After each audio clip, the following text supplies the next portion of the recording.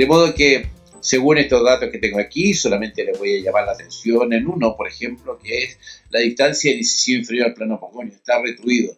Este incisivo inferior está muy por detrás de la norma del plano apogonio. Podría llevarlo para adelante 2-3 milímetros y de esa manera reducir un poco el overjet que tengo en mi paciente, ¿vale? Solamente les llamo la atención sobre ese punto. Luego me voy a detener más adelante en otros datos para que vayamos intentando analizar el conflicto de mi paciente de una forma bien acabada para que tengamos toda la información y podamos tomar las decisiones adecuadas desde el punto de vista terapéutico.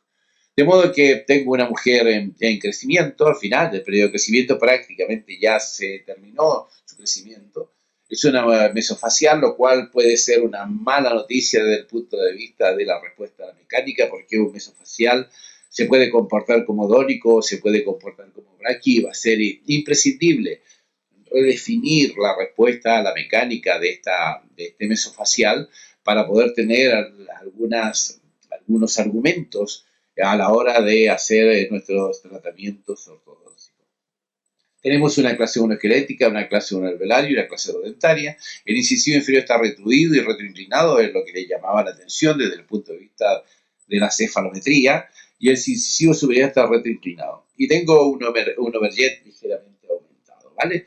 Por tanto, tengo también en el protocolo de diagnóstico, medimos siempre el análisis de Bolton anterior. Me interesa mucho la relación del volumen dentario de canino a canino superior y de canino a canino inferior, porque esto de alguna manera me puede condicionar la calidad de la guía incisiva, la calidad de la guía canina, si existiesen algunas alteraciones en el Bolton. Por otro lado, también tengo que conocer perfectamente la armonía en el volumen dentario para poder explicarle a mi paciente, antes de colocarle la aparatología, antes de cimentar los brackets, explicarle a mi paciente que si a la hora de terminar el tratamiento es posible que queden algunos espacios en la arcada superior, por ejemplo, y que tengamos que compensarlo con material estético, cosmético, con composite, para poder cerrar los diastemas, fruto de la evidencia de la discrepancia de Bolton. Esto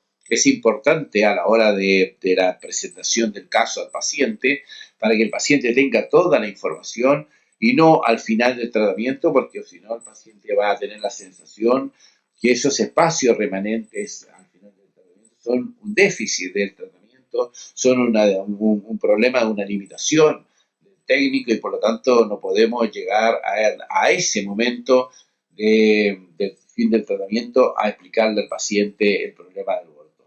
Es lógico, es normal que sucedan estas anomalías de Bolton, y por lo tanto tenemos que siempre medirlos y siempre explicarles al paciente antes de empezar el tratamiento lo que puede suceder desde el punto de vista de los puntos de contacto superiores en la discrepancia de Bolton, ¿vale?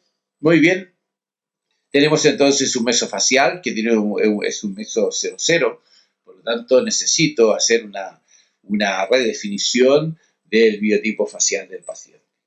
En este caso voy a utilizar la medida de Yarabak para poder apoyarme en Yarabak para poder redefinir la situación del paciente. Me importa en este caso pues la relación de la base del cráneo, la relación vertical posterior y la altura de la rama. Me interesa también en la base del cráneo y la longitud del cuerpo mandibular, y también me interesa el ángulo articular para poder más o menos valorar cómo se va a comportar el paciente, ¿vale?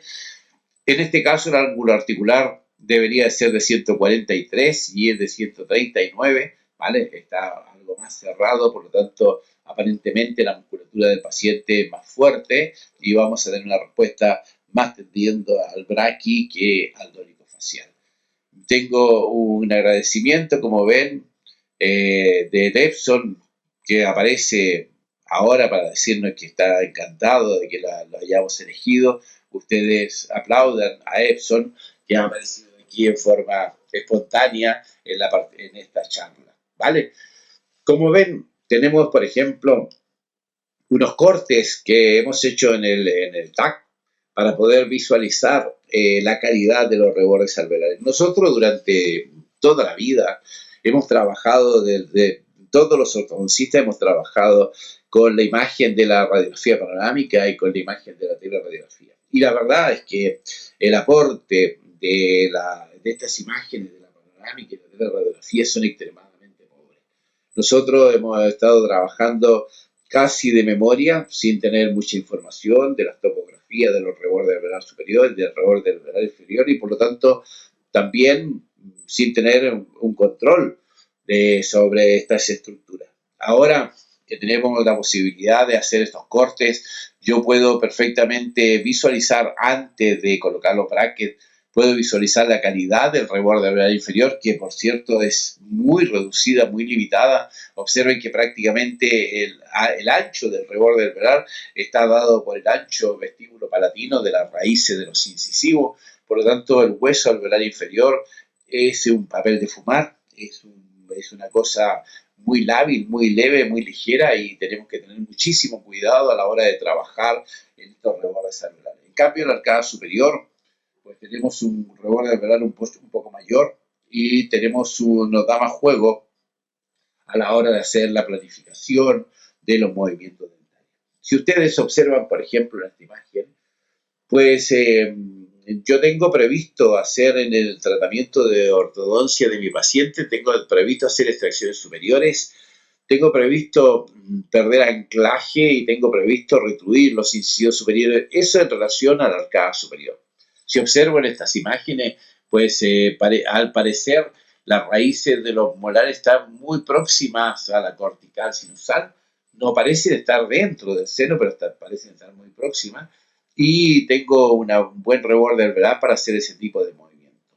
En la arcada inferior, que tengo un apillamiento dentario moderado, tengo previsto pro-inclinar los incisivos para reducir también un poco el overjet, y tengo que visualizar entonces estos cortes para ver qué calidad de hueso alveolar tengo. Luego, por supuesto, hacer la exploración detallada de los primeros y segundos molares para definir realmente si las raíces de los molares están dentro del seno o no, para poder prever la respuesta a la mesialización de estos segmentos posteriores. En este caso, no tengo una invasión de las raíces dentro de la membrana sinusal, por lo tanto, estimo que no voy a tener mayor dificultad a la hora de hacer la mesialización de los segmentos posteriores. ¿Vale? Con estas imágenes que tengo aquí, ya me puedo presentar a la planificación con unos argumentos, con una información, con un conocimiento de la topografía del reborde alveolar superior y del reborde alveolar inferior más acabada.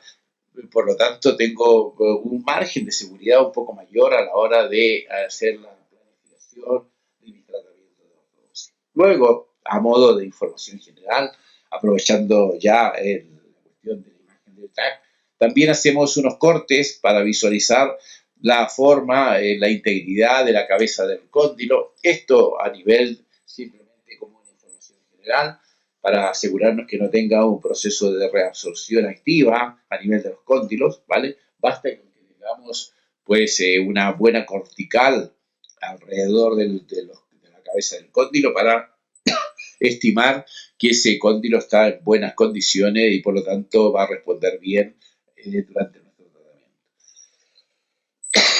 tratamiento. Perdonad. Hicimos entonces la planificación. Tenemos en la arcada inferior apenas un moderado apiñamiento dentario. Ese apiñamiento dentario lo vamos a aprovechar para pro-inclinar un poco el incisivo inferior, para acercarnos un poco más a la norma, y vamos a plantearnos las extracciones de los premolares superiores. Y estas son las áreas de superposición que vamos a encontrar una vez que hayamos hecho nuestro VTO, y la superposición entre el original y el VTO van a aparecer entonces las áreas de superposición. Tengo aquí apenas un poco de movimiento sagital de los incisivos superiores, ¿vale? Y un poco de proinclinación e intrusión de los incisivos inferiores. Esto es todo lo que tengo que hacer desde el punto de vista de los movimientos dentarios. Son movimientos extremadamente simples, por lo tanto, el grado de dificultad del tratamiento es relativamente bajo, a pesar de que vamos a hacer extracciones. El grado de dificultad es bastante razonable, no tengo ningún temor a hacer este tipo de planteamiento. acompañamiento en este tipo de problemas de clase 2 moderada. ¿Cómo mi paciente no tiene apiñamiento dentario en la arcada superior? Pues no vamos a hacer las extracciones tempranas porque no tiene ningún sentido que hagamos extracciones desde el inicio del tratamiento porque no tenemos apiñamiento dentario y si hacemos las extracciones en forma temprana, esos espacios se van a mantener. Nada nos va a llevar a un movimiento sagital, ni el apiñamiento dentario, ni la posición de los molares, ni nada.